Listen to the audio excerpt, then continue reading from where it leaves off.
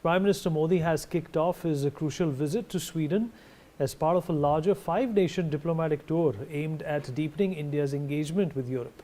Prime Minister Modi landed in Gothenburg, where he was welcomed with traditional Indian cultural performances and warm greetings from the Indian diaspora. During the visit, Prime Minister Modi is scheduled to hold high-level talks with Swedish Prime Minister Ulf Kristersson and European Commission President Ursula von der Leyen. The focus will be on boosting cooperation in defense, trade, green technology, artificial intelligence, innovation and advanced manufacturing. The Prime Minister is also expected to interact with top European industry leaders at the European Business Roundtable, with Gothenburg emerging as the centerpiece of India's outreach to Scandinavian technology and industrial hubs. Indian envoy Anurag Bhushan described the visit as very significant for expanding India-Sweden strategic ties. This marks PM Modi's second visit to Sweden after 2018 and comes at a time when India is aggressively strengthening partnerships across Europe amidst shifting global geopolitical and economic realities. Let's in fact take a look at the current bilateral trade between India and Sweden, and then of course we will jump into our conversation with our experts who have already joined us. Okay, India-Sweden bilateral trade. This is where it stands at this point in time. India exports to Sweden amount to around 1.9 to 2.5 billion US dollars. India imports from Sweden are at 4.8 to 5.5 billion dollars, and the total bilateral trade at this point in time stands at 7.75, almost 8 billion US dollars. In fact, electrical and electrical equipment, machinery and equipment, textiles and apparel, chemicals and pharmaceuticals, agriculture and food products comprise a majority of what comprises this trade. And this is obviously compounded by industrial machinery and nuclear reactors, wood pulp and paperboard, iron and steel, copper, electrical and precision equipment, motor vehicle parts, and a lot more. This is the predominant part of the trade between these two countries. The Prime Minister obviously considered about the looming economic crisis throughout the world because of the war in Iran, is going through this outreach to make things even better wherever he can.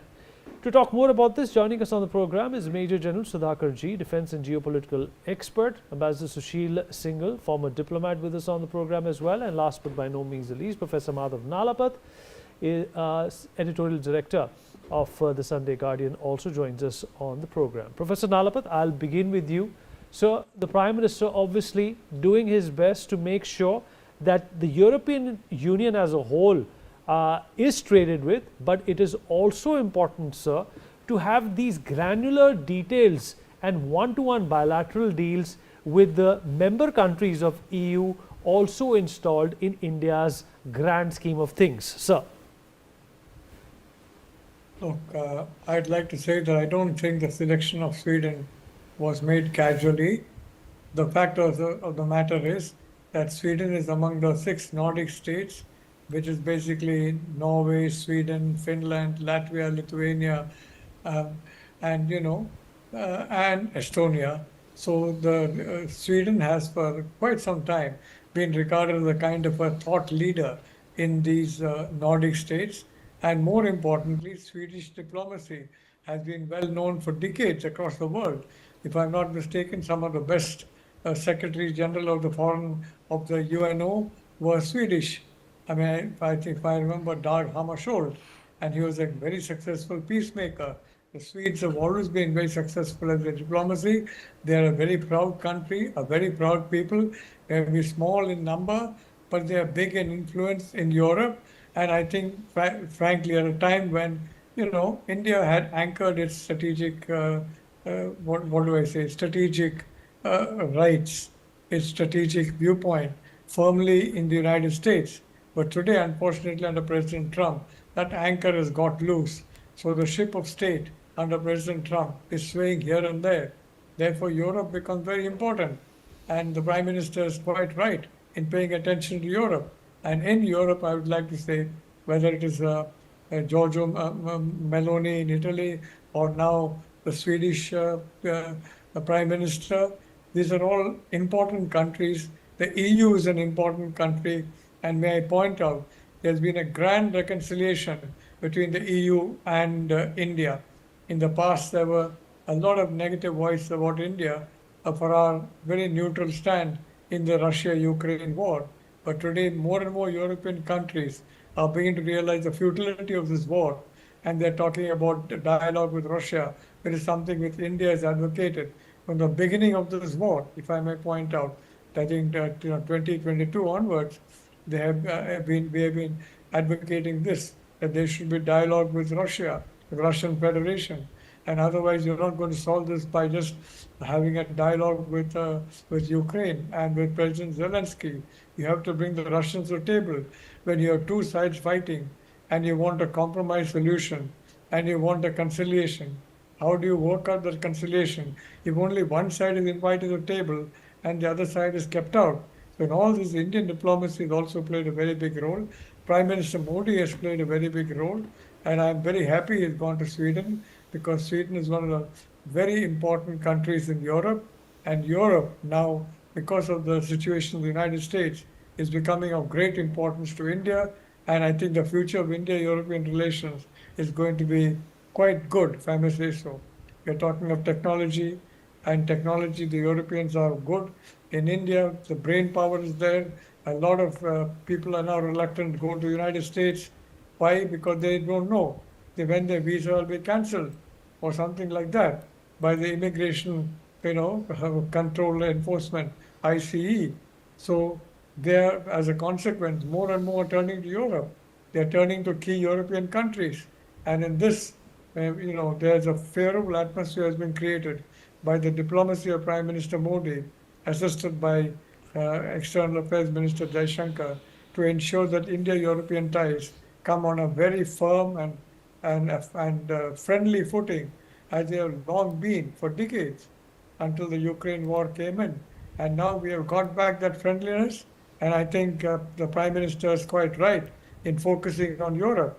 He has shown that India has got alternatives, and India can hedge its bets, and Europe is a very good bet. And the Europeans, I can tell you, they like Indian talent. The Indian people are not violent. The Indian people are law-abiding, as they are all over the world. And when you see an influx of Indian people coming from the United States, the Swedes would like to ensure that a lot of talent from the United States comes to Sweden. So overall, it's a very good strategy for Prime Minister Modi to go to Sweden. I'm sure with his usual tact and persuasion. He's extremely charming in personal diplomacy. I think a lot of results can be expected from this visit, and including with Sweden, which, as I repeat, is a country which is small in population, but very, very important in terms of its influence on Europe and its influence on international diplomacy, including in the United Nations. Thank you, Vineet. You're quite right, Sir. General Sudhakarji, how would you describe Prime Minister's outreach to the Nordic nations as well as the European Union in these difficult times, considering the fact that there is an energy emergency looming large in front of India, and considering the fact that trade, tourism, import-export, everything has taken a huge hit as a result of this unwanted war in the Middle East? Good evening, Vinit. Thank you for inviting me for your show, and my very deep and warm greetings to distinguished co-panelists. As regards the question, the visit of Honorable Prime Minister to five-nation tour to Europe reminds me of an old saying by Sun Tzu, "In chaos lies opportunities." He's actually a living example and giving us an orientation of a roadmap which is opening up multiple avenues of prosperity and growth. When I say this, I actually wish to highlight a couple of issues that we have had FTA with the European Union, FTA with the UK, with EFTA countries, and the Sweden happens to be a member of European Union. Thereafter, he will be going to Norway. And Sweden is known for many notable things, like the way Professor Nalapat sir has already covered. Why I wish to make a little value addition is that Sweden is one of the countries from where India had imported the weapon and the technology transfer of a weapon called as rocket launcher or Carl Gustav. Carl Gustav is one of the very versatile shouldered fired weapon system which penetrates into the enemy armor or any known RCC bunkers.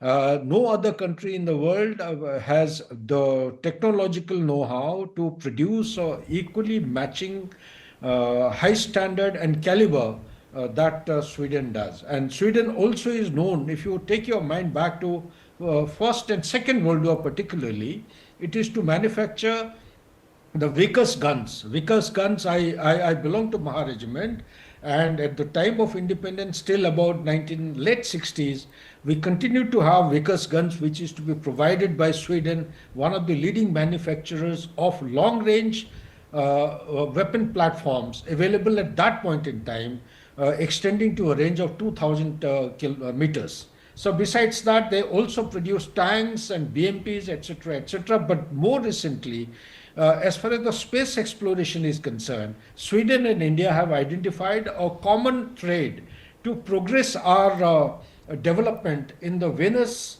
orbiter mission.